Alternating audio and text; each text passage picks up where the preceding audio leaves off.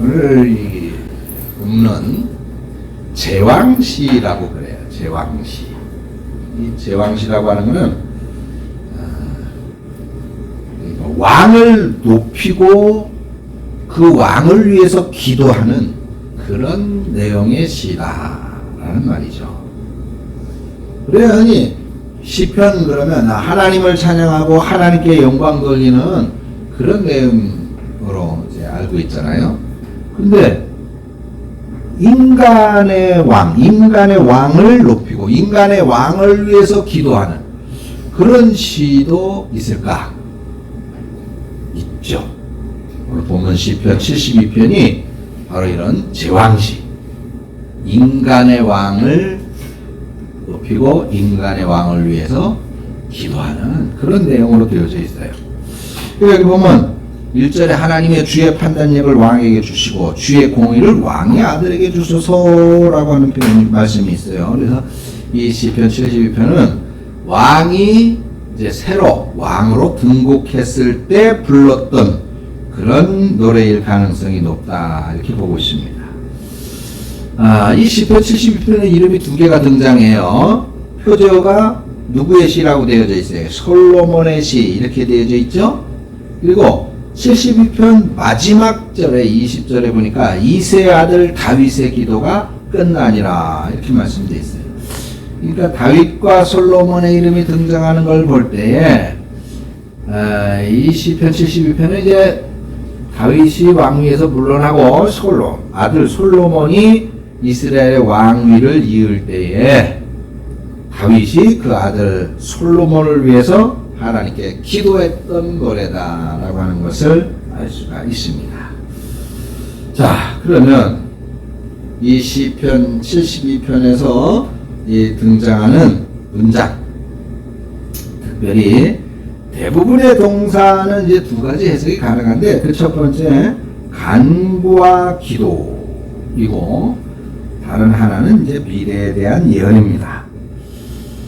우리 여기 두 가지는 우리 그리스도인들이 오늘 본문의 말씀을 우리의 삶에 적용할 수 있는 아주 중요한 두 가지 방향을 제시하고 있다 이렇게 설명할 수 있습니다.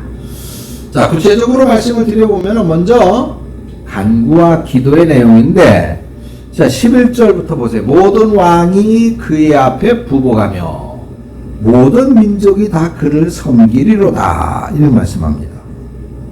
그래서 이 11절은 간구와 기도로 우리가 해석을 할 수가 있고 또 동시에 미래에 대한 예언으로 해석할 수도 있습니다. 그러면 먼저 간구와 기도로 이해한다면 우리는 어떻게 될까?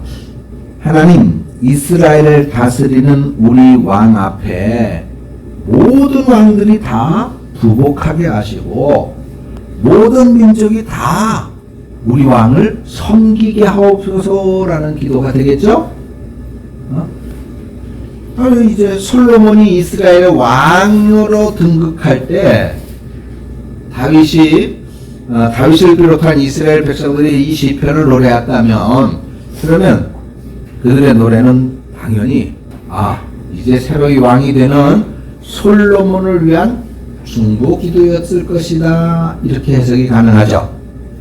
그러니까 다윗의 뒤를 이어서 왕위에 솔로몬이 이제 왕위에 오르게 되는데 그러면 이제 하나님께 우리 솔로몬 왕에게 온 세상을 다스리는 권세를 주시옵소서라고 기도하는 거예요. 하나님께서 그 옛날 아브라함에게 주셨던 그 약속의 땅을 하나도 빠짐없이 다 이스라엘이 차지하게 해달라고 하는 그런 기도이기도 했던 것입니다. 자, 그러면 이 시편 72편을 이런 중보 기도라고 하는 생각을 하면서 본문을 계속 한번 보겠습니다. 12절 13절에 그는 궁핍한 자가 부르짖을 때 건지게 해주시고 도움이 없는 가난한 자도 건지게 해주시며 그는 가난한 자와 궁핍한 자를 불쌍히 여기게 해주시고 그리고 궁핍한 자의 생명을 구원하게 하소서 이런 기도가 되겠죠? 그죠? 오전에 제가 이제 설교한 내용하고 이제 비슷한 거예요. 이번 성탄을 맞고 이제 송년을 보내고 새해를 맞이하면서 계속 이 시편을 통해서 우리가 어떻게 예수님을 기다려야 되고 또 그 예수님을 우리가 이제 어떻게 만나야 되고 그리고 그 예수님 안에서 이제 우리는 새해를 또 어떻게 맞이해야 되는지 거기에 대해서 설교를 할 겁니다. 그래서 이 설교를 제가 준비하면서 조금 어려울 수도 있겠다 그런 생각이 들었기는 했는데 제가 다 이렇게 설명을 하고 있잖아요. 그러니까 하나도 안 어렵지, 김영숙 집사님? 안 어렵지? 자, 이스라엘에 지금 왕이 세워지고 있단 말이에요, 그지? 왕이 나라를 봐야 돼. 눈 감으면 안 돼요. 묵상은 혼자 기도할 때 하는 거예요. 자, 이스라엘에 왕이 세워져요, 왕. 이스라엘이라는 나라에. 그리고 이 다윗이라고 하는 이 정말 위대한 왕이 이제는 늙어가지고 이 역사의 뒤안길로 사라지고 새로운 왕, 이 다윗 왕의 아들인 솔로몬이 왕 위에 오르고 있는 거예요. 그래서 그 장면을 바라보면서 이스라엘의 백성들은 이 하나님 이제 새롭게 세워지는 저 솔로몬 왕을 통해서 하나님께서 우리 조상들에게 주신다고 약속하셨던 그 땅을 우리가 다 차지하게 해주십시오 라고 기도하고 있는 겁니다. 뿐만 아니라 하나님께 세우신 이 왕을 통해서 힘이 없다고 가난하다고 억울한 일을 당하는 사람들이 이제는 없게 해달라고 그렇게 기도하고 있어요. 옛날에는 왕이 재판도 했거든요. 재판권을 가지고 있었단 말이에요. 옳고 그름을 갈라요. 솔로몬 왕이 했었던 유명한 재판이 있죠. 아들을 아줌마 둘이 서로 내 아들이라고 우기고 그렇게 주장할 때 솔로몬이 어떻게 판결을 했어요? 저 아들을 쪼개가지고 이 자기 아들이라고 주장하는 이 두 여자에게 나눠줘라 이렇게 말했잖아요. 쪼개면 돼 안 돼? 그렇지. 그래가지고 진짜 엄마가 절대로 안 됩니다. 차라리 저 엄마에게 아기를 살려서 저 엄마에게 주십시오. 그랬죠. 그랬더니 가짜 엄마는 뭐라 그랬어요? 그래요. 그 쪼개가지고 반은 놔주고 반은 저 여자 주세요. 그래가지고 솔로몬 왕이 저 여자가 가짜 엄마다. 그래가지고 저 여자를 당장 하옥시켜라. 가졌단 말이에요. 이제 솔로몬의 재판 이렇게 왕이 이 당시에는 재판도 했어요. 지금 재판은 누가 해? 판사가 하죠. 판사가 대통령이 재판하는 거 아니에요. 자, 그러니까 이 이스라엘 백성들이 이제 새로이 왕이 됐으니까 이제 저 새 왕이 정말 억울한 사람이 생겨지지 않도록 그렇게 재판을 좀 잘했으면 좋겠다. 그렇게 훌륭한 재판을 좀 했으면 좋겠다. 그렇게 이제 바라고 기도했던 것입니다. 자, 그렇게 오늘 우리가 이 본문을 이스라엘 백성들이 자신들의 왕을 위해서 하나님께 간절히 기도하는 중보 기도로 우리가 이해를 한다면, 그러면 오늘 저와 여러분들, 우리 크리스찬들은 오늘 본문을 통해서 어떤 교훈을 얻을 수 있을까? 그래. 우리들도 당연히 이 왕을 지금 이 시대 우리는 대통령이 뭐 왕적인 존재는 아니죠. 그러나 나라와 민족을 위해서 이 땅의 통치자들을 위해서 우리도 기도해야 된다는 것을 알 수가 있습니다. 물론 옛날처럼 그렇게 우리 민족이 다른 민족을 침략하고 뭐 땅을 빼앗고 지배하기 위한 그런 기도를 하지는 않죠. 근데 정말 이 땅에 정치인들이 가난하고 힘없는 이들이 억울한 일을 당하지 않도록 또 공의와 정의를 행하도록 우리 그리스도인들은 쉬지 않고 기도해야 될 것입니다. 자, 오늘 본문 14절에 한번 보세요. 자, 14절에 보면 그들의 생명을 압박과 강포에서 어떻게 해달라는 거예요? 구원해달라는 것이죠. 구원해 주십시오. 이 땅에 더 이상 어처구니 없는 그런 사고들, 그런 사건들, 그런 걸로 인해서 생명을 잃어버리는 그런 안타까운 일들이 없게 해달라고 기도하는 내용이에요. 당연히 우리도 올해 참 얼마나 가슴 아픈 그런 어이없는 사건 사고로 인해서 많은 젊은이들도 목숨을 잃고 참 그런 일들이 있었습니까? 그런 일들이 있어서는 안 되겠죠.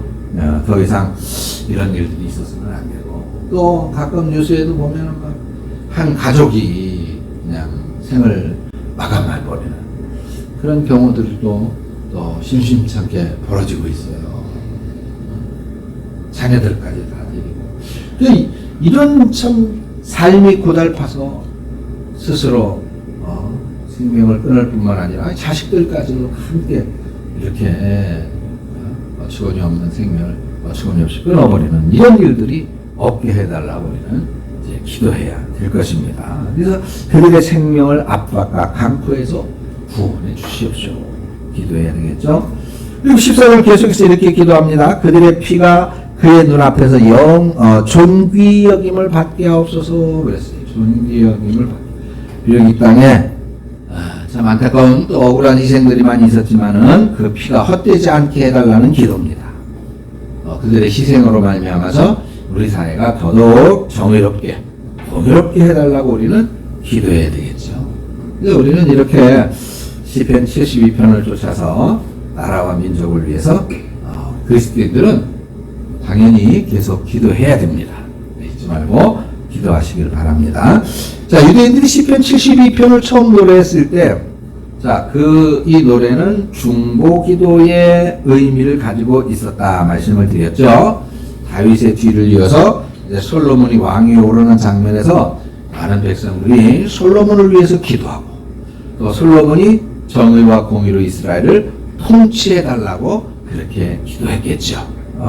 물론 하나님은 그들의 기도 가운데 응답해 주셔서 정말 솔로몬이 이스라엘 역사상 정말 가장 부강한 나라로 만들어 갈 수 있도록 지혜를 주셨어요. 그렇죠? 능력을 주셨고. 근데 사실 솔로몬의 말년은 어땠어요? 솔로몬의 끝이 좋지 않았어요. 그 말년에는 우상숭배에 빠졌고 공의와 정의로 이스라엘을 다스리지 못했습니다. 이 솔로몬의 이런 참 어리석은 말로 하나님을 떠난 이런 어리석은 잘못 때문에 결국은 이스라엘이 이제 둘로 갈라지죠. 북왕국과 남왕국, 북왕국 이스라엘과 남왕국 유대로 갈라지게 되고 맙니다. 뿐만 아니라 유대의 많은 왕들이 이제 일어나죠. 그때마다 유대인들은 시편 72편을 노래하면서 하나님께 기도했을 거예요. 주님의 공의로 판단을 해 주시고 그 왕이 하나님의 공의를 실현하게 해달라고 간절히 기도했을 겁니다. 그런데 자, 이렇게 간절히 기도하는 그 기도대로 됐을까요? 유감스럽게도 열심히 간절히 중보 기도했겠죠. 했을 거예요. 했을 텐데 역사는 그 반대로 흘러가요. 반대로. 이런 백성들의 간절한 기도에도 불구하고 남유다는 시간이 갈수록 쇠약해지고 결국에는 바벨론 제국에 의해서 멸망당해. 북이스라엘도 마찬가지예요. 북이스라엘은 또 어디에 멸망당해? 아수르 제국에 의해서 멸망당해.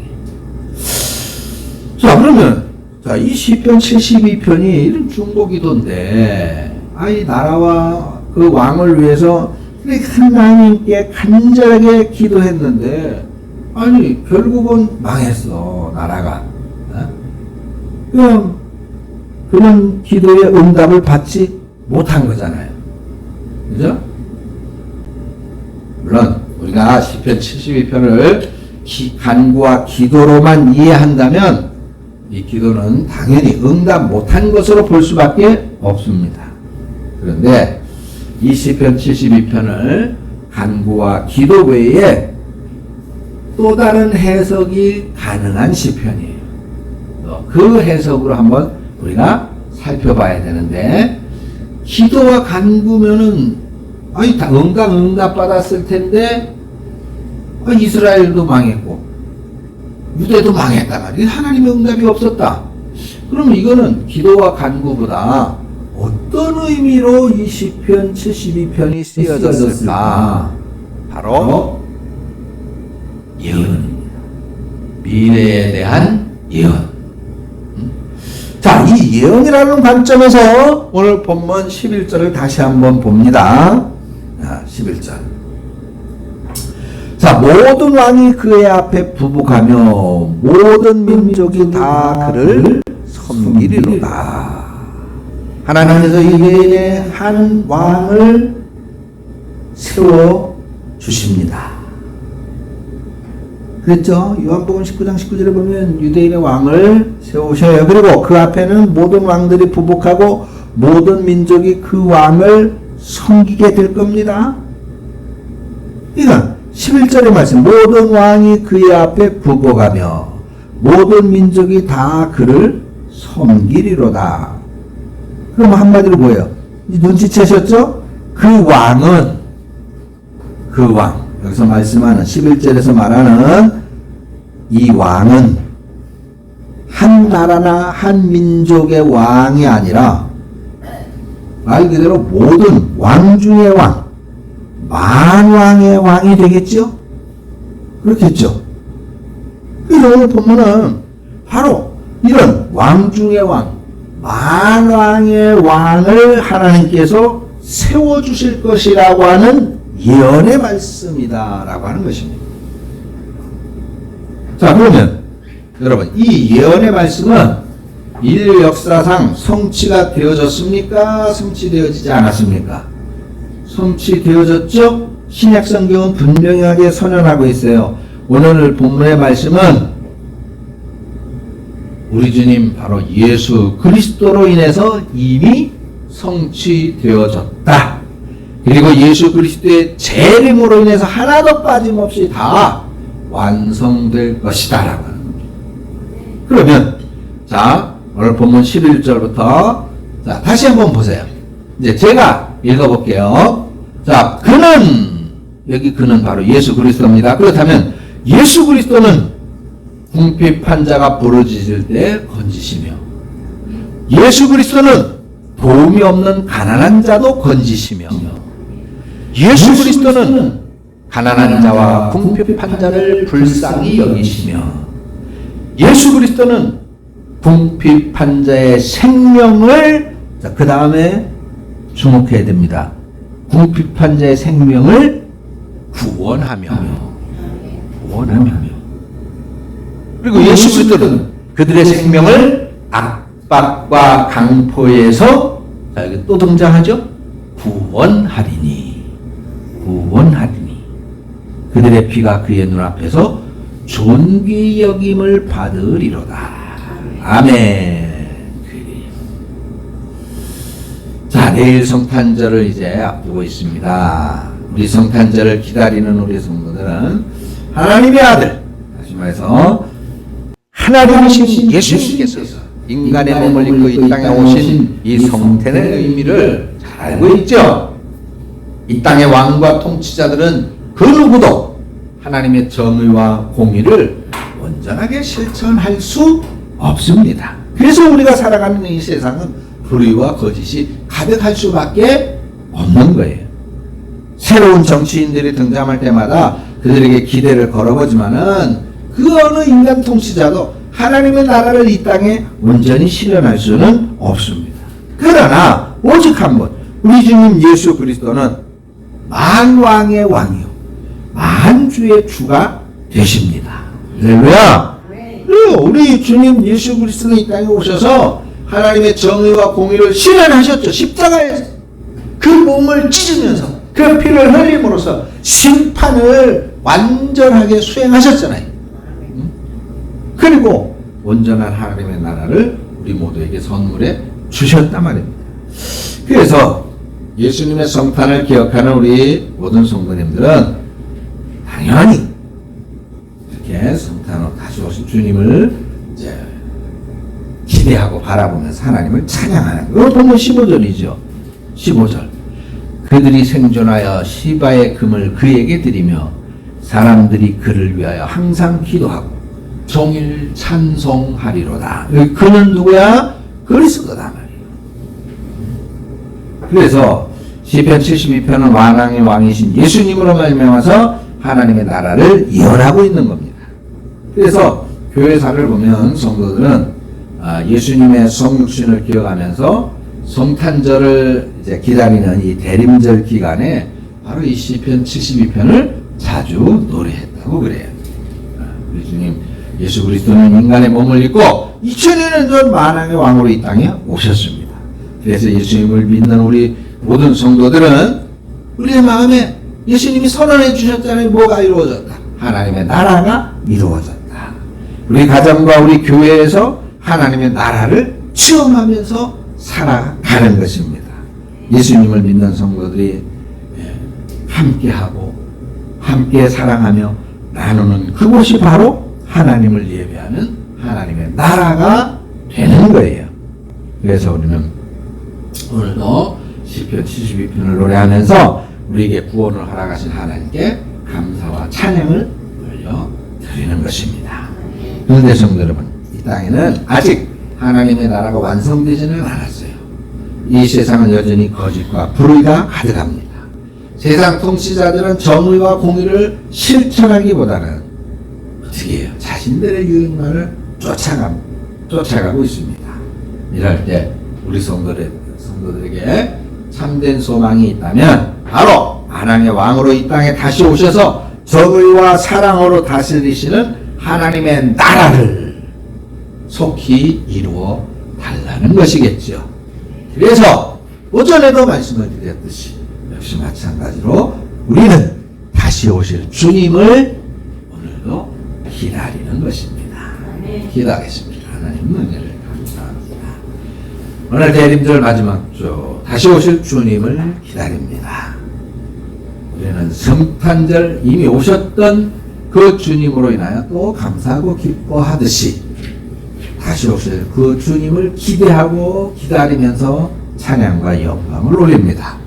처음 이 땅에 오셨던 주님, 그 주님처럼 다시 오실 주님도 분명하고 확실하게 다시 오실 것을 믿기 때문입니다. 사랑하는 주의 권속들의 심령 가운데에 이 기다림의 은혜가 있게 하여 주시고 이 기다림의 소망으로 인해서 우리의 삶에 힘들고 어렵고 불의하고 죄악된 모든 것들을 다 이겨내고 감당해 나아가는 성도들이 되어줄 수 있도록 하나님 붙드시고 인도하여 주시옵소서. 예수님의 이름으로 기도합니다. 아멘.